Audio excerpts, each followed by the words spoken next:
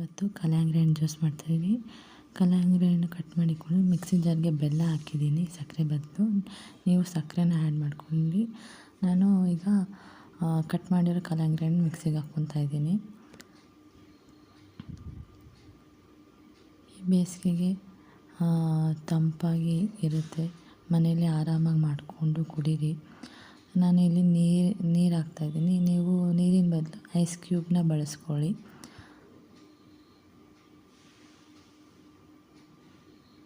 ಈಗ ಇದನ್ನು ನಾನು ಮಿಕ್ಸ್ ಮಾಡ್ಕೊತಾ ಇದ್ದೀನಿ. ಜಾಲರ ರೆಡಿ ಮಾಡಿ ಇಟ್ಕೊಂಡಿದ್ದೀನಿ ನಾನು. ದೊಡ್ಡವ್ರಿಗೆ ಮಕ್ಕಳಿಗೆ ಎಲ್ಲರಿಗೂ ಇಷ್ಟ ಆಗುತ್ತೆ.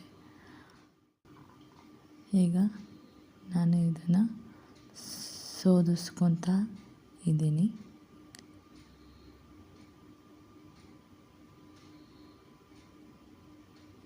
ಆಚೆ ಕುಡಿಯೋ ಬದಲು ಮನೆಯಲ್ಲೇ ಫ್ರೆಶ್ಶಾಗಿ ಮಾಡ್ಕೊಂಡು ಕುಡೀರಿ. ಈಗ ಕಲ್ಲಂಗಡಿ ಹಣ್ಣು ಜ್ಯೂಸ್ ರೆಡಿ.